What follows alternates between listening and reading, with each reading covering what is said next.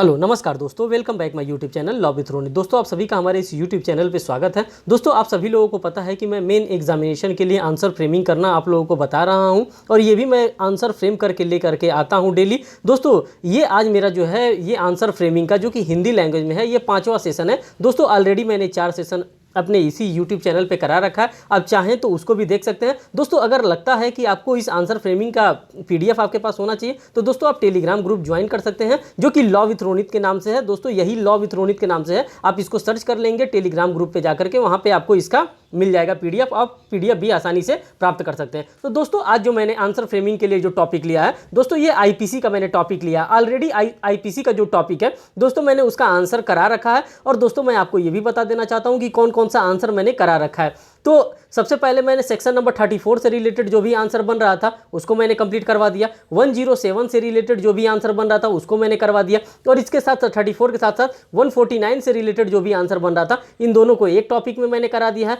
107 को एक में मैंने करा दिया है। फिर हमारे पास आ जाता था 120A और 120B जो कि IPC के सेक्शन है, इनके भी रिलेटेड मैंने आंसर इसी यूट्यूब चैनल पे करा रखे हैं। और सेक्शन 124A जो सेडिशन का मामला है इससे भी रिलेटेड मैंने आंसर करा रखे हैं। साथ ही साथ दोस्तों मैं आपको यहाँ पे भी ये भी बताना चाहता हूँ कि सेक्शन नंबर 146 से रिलेटेड जो भी आंसर बन सकते थे उस आंसर को मैंने फ्रेम कराना आपको सिखाया है। तो इन सभी चीज़ों के साथ काफ़ी चीज़ों को मैंने कराया है, आप चाहेंगे तो उसको देख सकते हैं। दोस्तों आज जो हमारा टर्म है ये हमारा लास्ट टर्म है और ये मैं बात करने वाला हूँ पब्लिक मीन्स की प्राइवेट डिफेंस जो होता है उसी प्राइवेट डिफेंस के बारे में हम यहाँ पे बात करेंगे। देखिए जो फर्स्ट क्वेश्चन हमारे पास है, शरीर के प्राइवेट प्रतिरक्षा का अधिकार का क्षेत्र तथा सीमाओं का उल्लेख बताइए। दोस्तों ये पेपर में पूछा गया था, UPHJS 2016 के पेपर में पूछा गया था। ये मीन्स की जो शरीर के प्रति प्राइवेट प्रतिरक्षा मीन्स की जो राइट ऑफ प्राइवेट डिफेंस होता है उसी के बारे में बात कर रहा है। और इसी क्वेश्चन को दोस्तों इस प्रकार से भी पूछा गया था दूसरे एग्जामिनेशन में, ये पूछा गया था MPJ में 2016 के एग्जामिनेशन में पूछा गया था और ये UPHJS 2016 में ये पूछा गया था। प्राइवेट प्रतिरक्षा का अधिकार क्या है? शरीर की प्राइवेट प्रतिरक्षा के अधिकार का विस्तार मृत्यु कारित करने तक कब होता है? ठीक इसी दोस्तों इसी क्वेश्चन को 2011 में भी पूछा गया था UPAPO में। किस तरह से पूछा गया था? व्यक्तिगत प्रतिरक्षा के अधिकार का प्रयोग ढाल की तरह किया जा सकता है, तलवार की तरह नहीं किया जा सकता। मीन्स कि अगर आपको कोई सामने वाला मारने के लिए आ रहा है, कोई वो छड़ी से मार रहा है और आप उसको तलवार से मार दे रहे हैं, तो इस प्रकार का प्राइवेट मीन्स की जो राइट ऑफ प्राइवेट डिफेंस होता है आपका, वो आप इस प्रकार से अपने राइट ऑफ प्राइवेट डिफेंस का एक्सरसाइज नहीं कर सकते हैं। दोस्तों इसी के बारे में हम बात करेंगे। ये रहा आपका पूरा क्वेश्चन, किस किस प्रकार से क्वेश्चन एग्जामिनेशन में फ्रेम हो रहा है। तो दोस्तों यहाँ पे आपको देखिए कीवर्ड क्या दे रहा है, राइट ऑफ प्राइवेट डिफेंस के बारे में ही बात कर रहा है। शरीर की प्राइवेट प्रतिरक्षा का अधिकार, यहाँ पे भी प्राइवेट प्रतिरक्षा का अधिकार, शरीर के प्राइवेट प्रतिरक्षा का अधिकार, यहाँ पे भी व्यक्तिगत प्रतिरक्षा के अधिकार का प्रयोग करते हुए मीन्स कि यहाँ पे भी हम बात कर रहे हैं। इस क्वेश्चन को आप देखिए, क्वेश्चन को ऑब्जर्व करिए। क्वेश्चन को ऑब्जर्व करने में बस ये बताया जा रहा है राइट टू प्राइवेट डिफेंस से रिलेटेड ये क्वेश्चन पूछा जा रहा है। तो जब जब राइट टू प्राइवेट डिफेंस से क्वेश्चन पूछा जाएगा तो हमें 2 मिनट क्वेश्चन को ध्यान से पढ़ना है, उसके बाद से सोचना है कि राइट टू प्राइवेट डिफेंस में कौन कौन से चीज़ें आते हैं, उन सभी को एक बार रिकॉल कर लेना है और फिर अपने आंसर को फ्रेम करते हुए चले जाना है। और देखिए आपका एक जो आंसर राइटिंग होगा वो बहुत ही अच्छा आंसर राइटिंग हो जाएगा। जी हाँ दोस्तों, देखिए अब इसके आंसर को हम बात करने वाले हैं कि आंसर अब आप इसका जो अभी क्वेश्चन आप लोगों ने देखा उसका आंसर आप कैसे लिखेंगे। तो ये बात किस लिए कर रहा है? आत्म प्रतिरक्षा का अधिकार मीन्स की राइट ऑफ प्राइवेट डिफेंस की बात कर रहा है। मीन्स की RPD right of private defence क्या होता है उसी के बारे में हम बात करेंगे। ये किस किस सेक्शन से लेकर किस किस सेक्शन तक फॉल करता है, इन सभी चीज़ों के बारे में हम यहाँ पर देखेंगे। देखिए इस प्रकार से आप अपने आंसर को लिखेंगे तो आप अपने एग्जामिनेशन में जो मेन एग्जामिनेशन आपका होने वाला है उसमें आप नंबर गेन करेंगे और अच्छा नंबर गेन करेंगे। और किस किस वर्ड का आपको इस्तेमाल करना है वो सारी चीज़ों के बारे में मैं यहाँ पे बताऊंगा। आत्म प्रतिरक्षा का अधिकार विधि द्वारा अनुदत्त अधिकार है। आप सभी लोगों को पता है जो कि राइट ऑफ प्राइवेट डिफेंस है वो हमको लॉ के द्वारा दिया जा रहा है, वो हमें किसी प्राइवेट व्यक्ति के द्वारा नहीं दिया जा रहा है कि नहीं तुम्हारे पास ये अधिकार है राइट टू प्राइवेट डिफेंस का। नहीं, वो हमें लॉ बनाया गया और उसी लॉ के अकॉर्डिंग हमें राइट टू प्राइवेट डिफेंस यहाँ पे प्रोवाइड किया जा रहा है। यह नागरिक अनागरिक सभी को समान रूप से प्राप्त होता है। जो राइट ऑफ प्राइवेट डिफेंस होता है वो या भारतीय नागरिक हो या विदेशी नागरिक हो, सबको राइट ऑफ प्राइवेट डिफेंस दोस्तों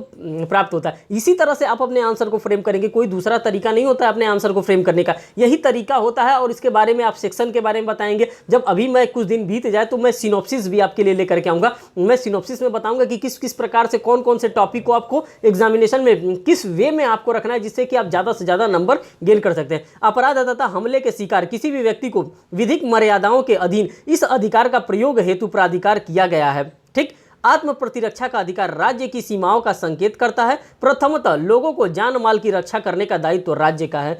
आप सभी लोगों को पता है कि हमारा स्टेट क्या होता है, लोगों की रक्षा करता है, उनके जान की रक्षा करता है। इसीलिए तो हम लोग स्टेट पे डिपेंड करते हैं। स्टेट हमें क्या करता है, हमें सस्ती भी देता है, मीन्स की पनिशमेंट भी इम्पोज करता है। अगर हमारे द्वारा किसी भी लॉ का फॉरबिडन किया जाता है, मीन्स की लॉ का उल्लंघन किया जाता है, उसके बदले में हमें क्या दिया जाता है, पनिशमेंट भी दिया जाता है। उसीलिए यह बताया गया कि राज्य का कर्तव्य होता है कि लोगों को ज़्यादा से ज़्यादा वो सुरक्षा प्रदान करे। संहिता के अंतर्गत आत्म प्रतिरक्षा के अधिकार की योजना पर एक नज़र हम डालते हैं। ये कहाँ दिया है, कैसे दिया है, क्या बताया। पहले तो आप लोगों ने थोड़ा सा भूमिका बना दिया कि हाँ ये नागरिक को भी प्राप्त होता है और नागरिक को भी प्राप्त होता है। राज्य का कर्तव्य होता है कि वो राइट टू प्राइवेट डिफेंस का क्या करे, एक्सरसाइज करने के लिए रीजनेबल पावर दे, सारी शक्तियों के बारे में बताए। अब ये कहाँ दिया है, भारतीय दंड संहिता की अध्याय 4। सबसे पहले आपको पता होना चाहिए कि चैप्टर नंबर 4 में दिया है। इसको हम लोग साधारण अपवाद भी कर सकते हैं और जनरल एक्सेप्शन के नाम से भी हम लोग जानते हैं। यह धारा 96 से लेकर के 106 के अंतर्गत में बताया गया। जो राइट ऑफ प्राइवेट डिफेंस हमारा इस्तेमाल किया जाता है, जो राइट ऑफ प्राइवेट डिफेंस के बारे में आईपीसी में बताया गया है, जो लॉर्ड मैकाले साहब के द्वारा लिखा गया है, वो सेक्शन नंबर 96 से लेकर के 106 के अंतर्गत हमको बताया गया कि जनरल डिफेंस हमारा जनरल एक्सेप्शन क्या होता है। प्रतिरक्षा संबंधी अधिकार को उपबंधित किया है धारा 96 से लेकर के 106 में। धारा 96 से 102 तथा 106 शरीर की प्राइवेट प्रतिरक्षा संबंधित है। मीन्स कि ये बता रहा है कि धारा 96 से लेकर के 102 तक और 106 शरीर की प्राइवेट प्रतिरक्षा से संबंधित है, जबकि धारा 96, 97, 99, 103, 104, 105 संपत्ति की प्राइवेट प्रतिरक्षा से संबंधित है। तो आप देख सकते हैं किस प्रकार से बाइफर्केशन मैंने किया है आंसर में कि हाँ कौन कौन सा सेक्शन किस किस को डील कर रहा। एज यूजुअल अगर आप 2-3 बार इस वीडियो को वॉच करते हैं और कंप्लीटली वॉच करते हैं तो आपको भी तरीका पता चल जाएगा कि आंसर को फ्रेम करने की क्या स्ट्रेटेजी होती है। जो मेन एग्जामिनेशन में जो नंबर एग्रीगेट करते हैं, जो अच्छा से अच्छा नंबर गेन करते हैं, उनका क्या स्ट्रेटेजी होता है, किस स्ट्रेटेजी को वो फॉलो करते हैं, कौन कौन सा वो कीवर्ड ऐड करते हैं जिनसे एग्जामिनर खुश हो जाता है और अच्छे से अच्छे नंबर उनको असाइन करता है। तो दोस्तों यही तरीका होता है। मैंने भी जो सीनियर हमारे हैं उन्हीं लोगों से मैंने भी बात किया, उन्होंने लोगों के द्वारा ही हमको गाइड किया गया है कि नहीं इस प्रकार से आंसर लिखा जाता है और उसी प्रकार से मैंने भी आंसर को यहाँ पे फ्रेम किया है और जितना पॉसिबल हो सकता है उतना चीज़ आपके सामने मैं लेकर के आ रहा हूँ। अब देखिए प्राइवेट प्रतिरक्षा के अधिकार के 2 महत्वपूर्ण सीमाएं हैं। अब कौन कौन सी महत्वपूर्ण सीमाएं हैं? पहली यह कि प्राइवेट प्रतिरक्षा का अधिकार किसी भी ऐसे कार्य को न्यायोचित नहीं ठहराया जा सकता जो निश्चित रूप से प्रतिरक्षा नहीं करती है, अपितु एक अपराध है। इस प्रकार का कोई भी चीज होगा वो अपराध होगा। सेकंड की हम बात करते हैं। द्वितीय यह कि प्राइवेट प्रतिरक्षा का अधिकार का प्रयोग उस समय नहीं किया जा सकता है जबकि इसकी मांग करने वाला स्वयं आक्रमण करता हो। अगर स्वयं कोई आक्रमण कर रहा है, मीन्स कि स्वयं कोई किसी को व्यक्ति को मार रहा है और कह रहा है कि मुझे भी अपना right of private defence exercise करना, मैं भी राइट ऑफ प्राइवेट डिफेंस का अपना एक्सरसाइज कर रहा था इसीलिए मैं इसको मार रहा हूं, तो उसको ये राइट ऑफ प्राइवेट डिफेंस का एक्सरसाइज जो कर रहा था उसको ये प्रदान नहीं किया जाएगा। मीन्स कि मेरे कहने का मतलब है कि कोई आपको एक झापड़ मारा और आप बंदूक निकाल के मार दिए तो ये राइट ऑफ प्राइवेट डिफेंस का इस्तेमाल इसको नहीं कहा जा सकता। राइट ऑफ प्राइवेट डिफेंस का इस्तेमाल वही होता है और उसी को कहते हैं जैसे कि उसने झापड़ से मारा तो आपने मुक्का से मार दिया, ऐसा नहीं कि वो झापड़ से मारा आप तलवार घुसा दिए उसके पेट में। इसको राइट ऑफ प्राइवेट डिफेंस नहीं कहा जाएगा, इसे excessive of right of private defence कहा जाएगा, जो कि हमारे आईपीसी में डिफाइन नहीं किया गया कि हमें एक्सेस पावर दिखाना है अपने राइट ऑफ प्राइवेट डिफेंस को एक्सरसाइज करते हुए। दोस्तों इसी के साथ हम देखते हैं, देखिए इतना जो भी भूमिका था वो भूमिका आपने बना दिया, जो एग्जामिनर को आपको बताना था, जो सेक्शन जो चैप्टर वो आपने बता दिया, किस एक्ट का है ये सारी चीज़ों को एग्जामिनर को आपने बता दिया। अब इससे रिलेटेड आपको अपने आंसर के सपोर्ट में केस लॉ को देना होता है कि इसके साथ कौन कौन सा केस लॉ को हम लिख दें जिससे कि हमारा आंसर और कंप्लीट माना जाएगा। ठीक, राम आधार बनाम स्टेट ऑफ बिहार का यह मामला है। धारा 96 घोषणात्मक है, इसकी शब्दावली निर्वाचन नहीं किया जा सकता, अन्यथा संहिता की योजना विफल हो जाएगी। धारा 96 में यह विवक्षित है कि विधिक मामलों के अधीन रहते हुए किया गया कार्य अपराध नहीं है। अगर आप अपने लॉ के मीन्स की लॉ में बाउंड होकर किसी काम को कर रहे हैं, मीन्स की लॉ के अकॉर्डिंग आप काम कर रहे हैं, तो आपको किसी भी प्रकार का आपके ऊपर किसी भी प्रकार का पनिशमेंट इंपोज नहीं किया जाएगा। माना जाएगा कि आपने जो भी वर्क किया है वो अच्छा से किया है, अच्छे मीन्स की गुड फेथ में किया। तो ये बात कहाँ बताया जा रहा है? राम आधार बनाम स्टेट ऑफ बिहार के केस लॉ में ये बातें बताई जा रही है। सेकंड, इसके सपोर्ट में दोस्तों मैं केस लेकर के आया हूं, उत्तर प्रदेश राज्य बनाम पेप्सू का मामला है। इस वाद में अभियुक्त पेप्सू और उसके संबंधी ने एक व्यक्ति को गोली मारकर घायल कर दिया था। ग्रामीण उस घायल को उपचार के लिए ले जा रहे थे। उत्तेजित पुल्लू, यहाँ पे एक जो कैरेक्टर था जो इसमें जो भाग लिया था, पुल्लू उसे मार डालने के लिए पुनः दौड़ाया। कुछ व्यक्तियों ने रोकने की कोशिश किया। अभियुक्त पेप्सू को गोली चलाने के लिए रोका था, उसके हाथों से बंदूक भी छीन लिया था। इसके बावजूद अभियुक्त ने अपने साथी के हाथ से बंदूक छीनकर घायल व्यक्ति को पुनः गोली चला दिया। घायल होने से मृत्यु, जो घायल हो गया, घायल होने से मृत्यु हो जाती है। न्यायालय ने अब निर्धारित किया कि अभियुक्त स्वयं ही आक्रामककारी था, अतः वह आत्मरक्षा के अधिकार का प्रयोग का दावा नहीं कर सकता। यहाँ पे जो बताया जा रहा है कि अगर आपसे बंदूक छीन लिया गया, अगर लोगों के द्वारा कहा जा रहा है कि नहीं रुक जाइए, आप मान जाइए, लेकिन आप एक्सेसिव अपने राइट ऑफ प्राइवेट डिफेंस का यहाँ पे एक्सरसाइज कर रहे हैं, तो इस प्रकार का राइट ऑफ प्राइवेट डिफेंस का नहीं माना जाएगा। और जो कोर्ट है वो कोर्ट आपको रिलीफ नहीं देगी। आपको माना जाएगा कि आपने अपने राइट ऑफ प्राइवेट डिफेंस का इस्तेमाल नहीं किया, बल्कि आपने एक्सेसिव फोर्स इस्तेमाल किया, और एक्सेसिव फोर्स इस्तेमाल करके आपने सामने वाले को मर्डर काज किया है, या जो भी आपने हर्ट काज किया है, या ग्रीवियस हर्ट काज किया। तो इस केस में यही बताया गया, और ये केस हमारे लिए इंपॉर्टेंट हो जाता है जब हम अपने मेन एग्जामिनेशन में आंसर को फ्रेम करते हैं। तो अब देखिए, जब दोस्तों यूपी का आप आंसर फ्रेम कर रहे हो तो उसमें आप 2 से 3 केस आप आसानी से डाल सकते हैं, और ये यहाँ के एग्जामिनर का ये मानना भी होता है कि हाँ हमें केस चाहिए, हमें इलस्ट्रेशन चाहिए, अगर उसके सपोर्ट में कोई एग्जाम्पल है तो हमें एग्जाम्पल भी दीजिए, कोई प्रोवाइजो है तो कोई प्रोवाइजो भी डालिए। इसी प्रकार के आंसर आप फ्रेम कर सकते हैं, इसके अलावा कोई आप आंसर को फ्रेम नहीं करना है। दोस्तों लॉ का जो दायरा है वो बहुत सीमित है, हमें सेक्शन बता देना है, हमें चैप्टर बता देना है, हमें किस रेंज से किस रेंज में फॉल कर रहा है वो बता देना, और किसके ऊपर ये इस्तेमाल हो रहा है उसको बता देना, बस हमारा आंसर कंप्लीट हो जाता है। अब देखिए, बूटा सिंह बनाम पंजाब राज्य का मामला है। के बाद निर्धारित किया गया कि प्राइवेट प्रतिरक्षा के अधिकार को गणितीय नापतोल संभव नहीं है। अब आप किस तरह से गणित में नापतोल थोड़े नहीं कर सकते हैं कि नहीं मैंने अपने राइट ऑफ प्राइवेट डिफेंस का इतने किलो इस्तेमाल कर सकता हूं, चाहे इतने लिमिट में मैं इस्तेमाल कर सकता हूं। भाई मैं अपने राइट ऑफ प्राइवेट डिफेंस का इस्तेमाल किया, मैं अपने राइट ऑफ प्राइवेट डिफेंस का इस्तेमाल करके मैं सामने वाले को गोली भी मार सकता हूं, लेकिन हाँ हमें प्रूफ करना पड़ेगा कि मैंने हाँ एक्सेसिव फोर्स इस्तेमाल नहीं किया, मैंने जो भी राइट ऑफ प्राइवेट डिफेंस अपना इस्तेमाल किया है वो उसके एवज में था, तभी मैंने अपने राइट ऑफ प्राइवेट डिफेंस को इस्तेमाल किया। वही बताया जा रहा है बूटा सिंह बनाम पंजाब राज्य के मामले में कि यहाँ पे गणित तौल थोड़े नहीं किया जा सकता कि नहीं जितना उसने किया उतना आपने भी किया, थोड़ा सा आप ज़्यादा भी कर सकते हैं राइट ऑफ प्राइवेट डिफेंस का इस्तेमाल, थोड़ा सा कम भी कर सकते हैं, लेकिन इक्विबेरियम में होना चाहिए। ऐसा नहीं कि वो तलवार लेके आया और आप पेंसिल लेके जा रहे हैं उसको मारने के लिए, इस प्रकार से नहीं हो सकता है। तो दोस्तों ये सारी चीज़ें जो हो रहा है मैं आपको लर्न करने के लिए, आपके दिमाग में स्ट्राइक करने के लिए सारी बातों को मैं बता रहा हूँ। अब देखिए, प्राइवेट प्रतिरक्षा के अधिकार का प्रयोग आप किस किस तरह से अपने प्राइवेट प्रतिरक्षा का प्रयोग कर सकते हैं, मीन्स की राइट ऑफ प्राइवेट डिफेंस का एक्सरसाइज कर सकते हैं। कोई बात अपराध नहीं होती जो प्राइवेट प्रतिरक्षा के अधिकार के प्रयोग में की जाती है। ये सारी बातों को आपको अपने आंसर को सपोर्ट करने के लिए लिखना होता है, इसका कोई नंबर नहीं मिलता है, लेकिन ये सारी बातें नहीं लिखेंगे तो आपका आंसर कंप्लीट नहीं माना जाएगा। मींस कि उसके साथ में इसको रीड आउट करना होता है। प्रत्येक व्यक्ति को अपने आत्मरक्षा करने का अधिकार प्राप्त होता है और आवश्यकता पड़ने पर वह व्यक्ति इस अधिकार का प्रयोग भी कर सकता है। सिंपल बातें लिखी हुई हैं। इस संहिता की दी हुई परिभाषाओं के अधीन भले ही वह अपराध हो किंतु क्षमा योग्य होगा, मीन्स कि एक्सक्यूजेबल होगा, ठीक। लेकिन व्यक्तिगत प्रतिरक्षा का अधिकार प्रत्येक प्रकार के मामलों में प्रयोग नहीं किया जा सकता है।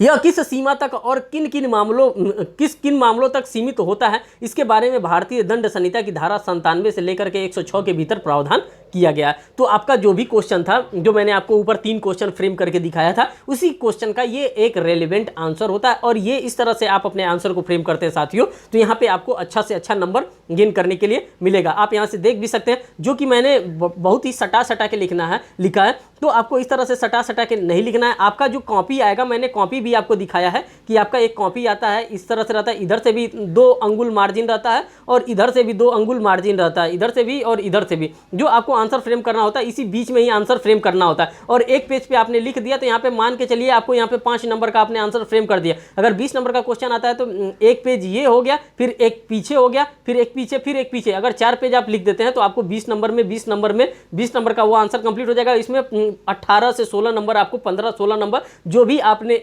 जिस प्रकार से भी एग्जामिनर को लग रहा है कि नहीं बच्चे ने अच्छा आंसर लिखा, तो यहाँ पे उसको आपको नंबर असाइन करेगा। दोस्तों अब ये फर्स्ट क्वेश्चन हमारा कंप्लीट हो गया जो राइट ऑफ प्राइवेट डिफेंस से था। अब हम बात करते हैं सेकंड क्वेश्चन। अब सेकंड क्वेश्चन में क्या था, देखिए सेकंड क्वेश्चन मैंने पूरा जनरल एक्सेप्शन को कंप्लीट कराया। आप मेरे प्रीवियस लेक्चर को देखेंगे, उसमें मैंने पूरे को कराया है। अब यहाँ पे सेकंड क्वेश्चन की हम बात करते हैं। संपत्ति की व्यक्तिगत प्रतिरक्षा के अधिकार की व्याख्या कीजिए। क्या संपत्ति की व्यक्तिगत प्रतिरक्षा के अधिकार में हमलावर की मृत्यु कारित की जा सकती है? जो हमलावर होता है, क्या उसकी मृत्यु किस लेवल तक उसकी मृत्यु कारित की जा सकती है? व्यक्तिगत प्रतिरक्षा का अधिकार कब तक बना रहता है दोस्तों? ये यूपीजे 2018 का प्रीवियस ईयर का क्वेश्चन है और इसी क्वेश्चन को मैं लेकर के आया हूँ। मैंने सोचा इस प्रकार के अगर क्वेश्चन आप कर लेंगे तो आपको एक आइडिया लग जाएगा, एक समझ आ जाएगा, डेवलप्ड हो जाएगा कि नहीं आप कहाँ से क्वेश्चन को आ रहा है, किस किस प्रकार से क्वेश्चन आया। हमें पूरे आईपीसी को नहीं पढ़ना है, हमें पूरे सीपीसी को नहीं पढ़ना, हमें वही टॉपिक को पढ़ना है जहाँ से क्वेश्चन बनते हैं मेन एग्जामिनेशन के लिए। क्योंकि अब हम प्रिलिमिनरी एग्जामिनेशन नहीं देने जा रहे हैं कि हमसे इंडेक्स बेस्ड क्वेश्चन पूछेगा, सेक्शन वाइज क्वेश्चन पूछेगा, नहीं। अब हमसे वही क्वेश्चन पूछेगा जो मेन एग्जामिनेशन में बनता है। तो आप लोगों ने क्वेश्चन को देख लिया कि क्या संपत्ति को भी अपने बचाने में क्या मैं अपने राइट ऑफ प्राइवेट डिफेंस का इस्तेमाल कर सकता हूं और किसी सामने वाले की मृत्यु काज कर सकता हूं? जी हाँ दोस्तों, आप ये भी कर सकते हैं, लेकिन उसके लिए कंडीशन बताया गया है। कहाँ बताया गया है? ये आईपीसी में बताया गया है, आईपीसी के चैप्टर नंबर 4 में बताया गया है, जनरल एक्सेप्शन में बताया गया। ये सारी चीज़ों के बारे में हम इस आंसर में देखेंगे। संपत्ति की आत्म प्रतिरक्षा का अधिकार का प्रारंभ बना रहता है या जारी रहना भारतीय दंड संहिता की धारा 105 संबंधित धारा है। मींस की धारा 105 में ये बातें बताई गई हैं। जब आप आंसर को फ्रेम करेंगे तो आप अपना बेयर एक्ट भी सामने रखे रहेंगे, उससे आप कोरिलेट करते रहिए। देखिए यहाँ पे खंड वाइज मैंने आंसर को लिखने का प्रयास किया कि किस किस खंड में क्या क्या बातें बताई गई। प्रथम खंड में धारा 105 के प्रथम खंड के अनुसार संपत्ति की आत्मरक्षा का अधिकार संपत्ति को जोखिम की युक्ति आशंका मीन्स की जो रीजनेबल एप्रीहेंशन होता है कि प्रारंभ के साथ प्रारंभ हो जाता है। जैसे कि मान लीजिए कि प्रथम खंड में ये कि आपको युक्त रीजनेबल एप्रीहेंशन हो जाता है, रीजनेबल डर हो जाता है कि नहीं हमारे संपत्ति को वो क्या करने वाला है, वो हमारे संपत्ति को लूट के लेकर के भागने वाला है, चोरी करके लेके भागने वाला है। तो आपको आशंका हो जाती है, तब आप क्या कर सकते हैं? संपत्ति के विरुद्ध आत्म प्रतिरक्षा के अधिकार का जारी रहना अपराध की प्रकृति पर निर्भर करता है। आत्म प्रतिरक्षा के अधिकार के प्रारंभ के लिए यह आवश्यक नहीं है कि संपत्ति के लिए संकट प्रारंभ हो। संकट की मात्रा युक्त जो संकट की मात्रा होती है वो रीजनेबल होनी चाहिए। मीन्स की युक्त आशंका, रीजनेबल एप्रीहेंशन प्राप्त होगा। चोरी के विरुद्ध आत्म प्रतिरक्षा के अधिकार जारी रहना धारा 105 के अंतर्गत बताया गया। तो ये अगर मान लीजिए चोरी लग रहा है कि आपको चोरी हो जाएगी आपके प्रॉपर्टी, तो आपका 105 वहाँ पे क्या रहता है, वहाँ पे जारी रहता है। अब सेकंड क्लॉज में इनके क्या बताया, द्वितीय खंड में क्या बताया दोस्तों? इस प्रकार से आप खंड वाइज अगर इस तरह से करके लिखते हैं तो आपको जो एग्जामिनर होगा वो खंड को देखेगा। अच्छा, खंड फर्स्ट में बच्चे के द्वारा ये बातें लिखा गया कि रीजनेबल एप्रीहेंशन की बात की गई है, खंड 2 में इस बातें को लिखा गया। तो इस प्रकार से जब आप आंसर को फ्रेम करते हैं तो वहां पे आप नंबर अच्छा गेन पाना। द्वितीय खंड की बात करते हैं, धारा 105 में द्वितीय खंड के अनुसार चोरी के विरुद्ध आत्म प्रतिरक्षा का अधिकार के बारे में बताया गया। यहाँ पे आत्म प्रतिरक्षा के अधिकार के बारे में बताया गया कि क्या आत्म प्रतिरक्षा का अधिकार है। द्वितीय खंड की बात करते हैं तो धारा 105 के द्वितीय खंड के अनुसार चोरी के विरुद्ध आत्म प्रतिरक्षा के अधिकार के बारे में बताया गया। यहाँ पे किस प्रकार के आत्म प्रतिरक्षा के बारे में बताया जा रहा है, कब बताया जा रहा है? संपत्ति सहित अपराध के पहुंच के बाहर हो जाने पर या यहाँ पे वर्ड देखिए और लगाया। सेकेंड, लोक प्राधिकारी की सहायता प्राप्त हो जाने तक या लगाया है। तीसरा में संपत्ति के बरामद हो जाने तक जारी रहता है। आपका right of private defence property के लिए तब तक राइट रहता है। ये तीनों बातों को आप देख सकते हैं ध्यान से, इसी के बारे में बताया जा रहा है। लूट के बारे में अब बता रहा हूं।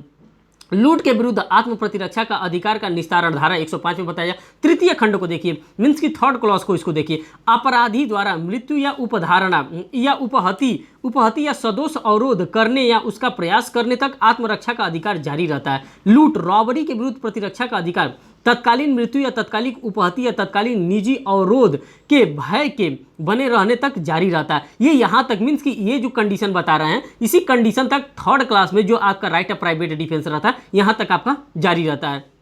फिर दोस्तों यहाँ पे हम नीचे बात करते हैं आपराधिक अत्याचार या रिष्टि के विरुद्ध आत्म प्रतिरक्षा का अधिकार की निरंतरता धारा 105 के बारे में। चतुर्थ खंड में हम क्या बता रहे हैं? आपराधिक अत्याचार या रिष्टि के विरुद्ध आत्म प्रतिरक्षा का अधिकार ऐसा अत्याचार या रिष्टि के कारित किए जाने में आपराधिक की संलग्नता बने रहने तक जारी रहता है। तो यहाँ पे ये बातें मैंने बता दिया है। रात्रि में गृह भेदन के विरुद्ध आत्म प्रतिरक्षा के अधिकार की निरंतरता धारा 105, अगर आपका रात्रि में गृह भेदन किया जा रहा है उसके बारे में पंचम खंड में मैं बता रहा हूँ। इस अपराध के विरुद्ध आत्म प्रतिरक्षा का अधिकार तब तक जारी रहता है जब तक कि ऐसा अपराध के समय के साथ प्रारंभ गृह अत्याचार जारी रहता है। जब तक गृह अत्याचार जारी रहता है तब तक इस प्रकार का जो आपका राइट ऑफ प्राइवेट डिफेंस होता है दोस्तों इस प्रकार का प्रारंभ होता है according to section 105 of Indian penal code के अकॉर्डिंग। अब देखिए यहाँ पे घातक संप्रहार हमले के विरुद्ध आत्म प्रतिरक्षा का अधिकार धारा 106 में क्या बताया जा रहा है। अब अगर हमला किया जा रहा है, अगर धारदार हथियार से हमला किया जा रहा है तब आपका किस प्रकार से right of private defence exercise किया जाएगा। किसी हमले से प्रतिरक्षा करते समय निर्दोष व्यक्ति को क्षति पहुंचाना क्षम्य बनाता है। अगर अगर आप हमला कर रहे हैं, अगर किसी निर्दोष व्यक्ति को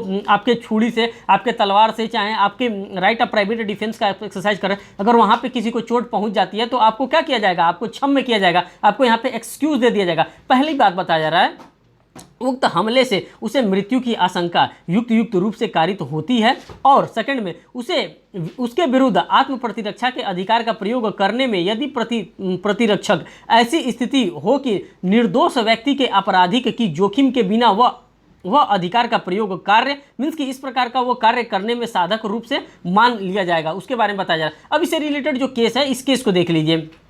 जो केस है राम सुहावन बनाम स्टेट ऑफ उत्तर प्रदेश, ये इलाहाबाद हाई कोर्ट के द्वारा जजमेंट पास किया गया था, उसी के केस को मैं लेकर के आया हूँ। कि बाद में कहा गया कि प्राइवेट प्रतिरक्षा का मुख्य उद्देश्य मूल्यवान मानव जीवन की रक्षा करना है। यही कारण है कि इलाहाबाद उच्च न्यायालय ने कहा कि मनुष्य खून की प्रत्येक बूंद की कई एकड़ भूमि से अधिक मूल्यवान होता है। मीन्स के इलाहाबाद हाईकोर्ट के द्वारा कहा गया कि खून का जो एक एक बूंद होता है वो संपत्ति की एक एक एकड़ जमीन से ज़्यादा मूल्यवान होता है, उसी के बारे में यहाँ पे बताया जा रहा है। दोस्तों अब यहाँ पे मैं आपके लिए केस भी लेकर के आया हूँ कि आप अपने एग्जामिनेशन में कौन कौन सा केस फ्रेम कर सकते हैं। अगर आप मेन एग्जामिनेशन दे रहे हैं तो वहाँ पर अगर आपको कोई इससे रिलेटेड कोई टॉपिक आ गया तो उससे रिलेटेड आप कितने केस में कौन कौन से केस डाल सकते हैं। तो दोस्तों इसी सीरीज को मैं यहाँ पे कंटिन्यू कर रहा हूँ, और इसमें केस लॉ को मैं आपको बता दे रहा हूँ कि अगर आपसे 76 से क्वेश्चन बनता है, 76 से रिलेटेड जितने भी आईपीसी में केस बन रहे हैं उन सभी केस को आप डाल सकते हैं। 83 से केस आपका बनता है, क्वेश्चन बनता है, 83 से रिलेटेड आप अपने क्वेश्चन को डाल सकते हैं। ये सभी क्वेश्चन को दोस्तों मैंने फ्रेम पहले ही करा दिया है अपने इसी यूट्यूब चैनल पे। आपने प्रीवियस लेक्चर नहीं देखा तो आप उस लेक्चर को जरूर देखें।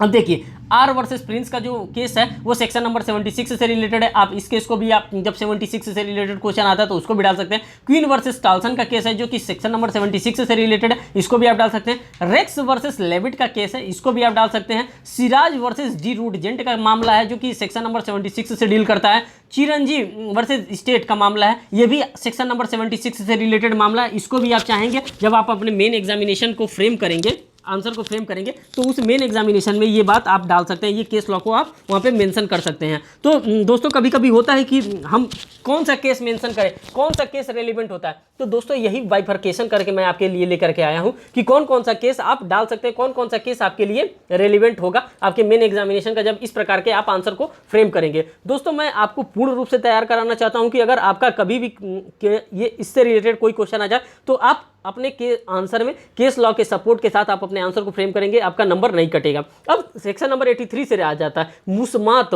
अमोना का केस आ जाता है जो कि सेक्शन नंबर 83 से डील करता है, और ये केस भी बड़ा इंपॉर्टेंट होता है।